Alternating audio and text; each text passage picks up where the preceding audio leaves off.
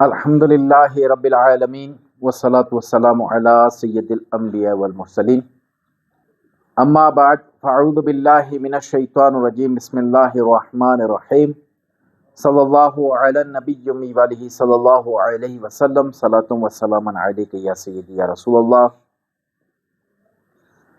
ناظرین، عشرہ رحمت جو ہے وہ آج اس کی آخری شب ہے، وہ عشرہ رحمت جو ہے ختم ہو جائے گا۔ اس کے بعد عشرہ مغفرت ہے۔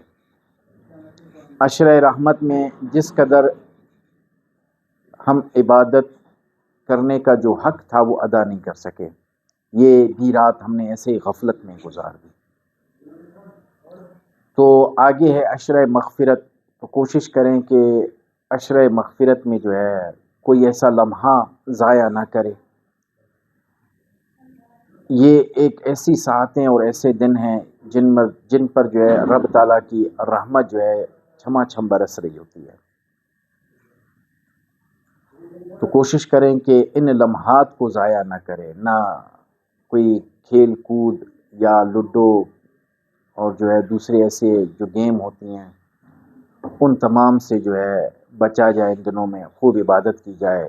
بزرگوں کا طریقہ بھی اس ماہ میں اسی طرح رہا، خوب عبادت کا رہا۔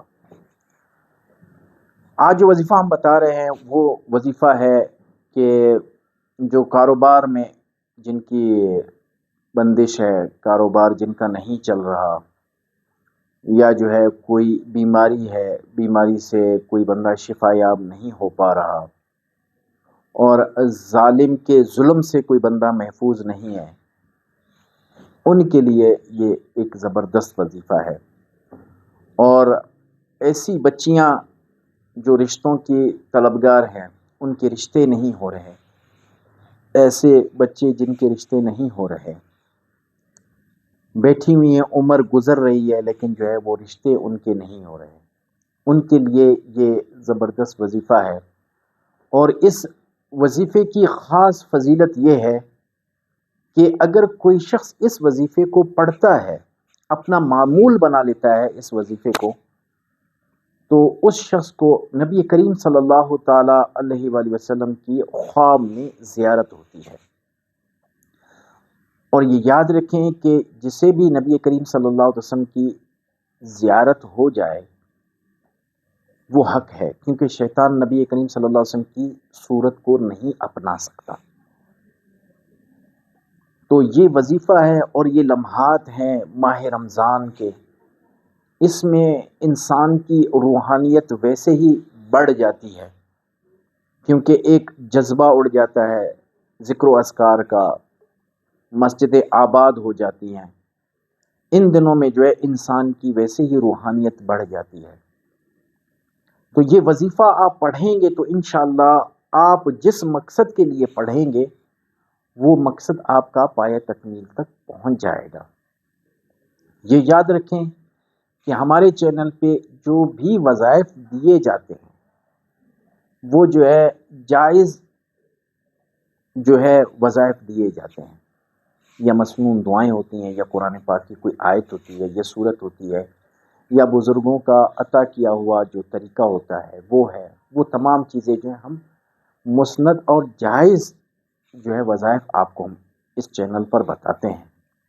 اگر کوئی شخص اس چینل سے وظیفہ اٹھا کر جو ہے ناجائز کاموں میں پڑھنا شروع کر دے تو ہماری طرف سے اس کو اجازت نہیں، وہ اپنے نقصان کا خود ہی ذمہ دار ہے۔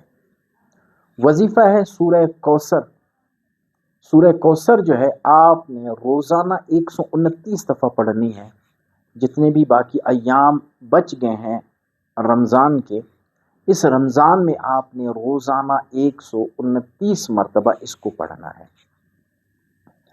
جن کے رشتے نہیں ہیں، یا بچے ہیں یا بچیاں جن کو رشتے نہیں ہوئے، رشتوں کی بندش ہے، وہ جو ہے لونگ کے اوپر روزانہ دم کریں۔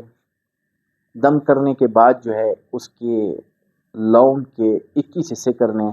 روزانہ ایک حصہ جو ہے بازو پر باندھنا ہے آپ نے، رات کو صبح جو ہے آپ نے اس لونگ کو جلا دینا ہے، سفید کپڑے میں باندھ کر وہ کرنا ہے۔ جن کے کاروبار میں جو ہے بندشیں ہیں وہ یہ وظیفہ پڑھ کر پانی کے اوپر دم کریں اور وہ پانی دکان کے کونوں پہ چھڑکاؤ کر دیں، یا پھر اگربتی ہے اس پر دم کر دیں، وہ اگربتی روزانہ جو ہے دکان پر لگا دیا کریں۔ اور اسی طرح اگر کوئی بیمار ہے اور بہت سارے ڈاکٹروں کو دکھانے کے باوجود بھی مرض کا پتہ نہیں لگتا، یا مرض کا پتہ ہے تو دوا اثر نہیں کر رہی ہو، تو وہ شخص جو ہے تیل کے اوپر، پانی کے اوپر دم کرے، تیل جو ہے پورے جسم پہ لگائے اور ناف میں لگائے اور پانی جو ہے اس کو پیے، تو انشاءاللہ وہ شفا یاب ہو جائے گا۔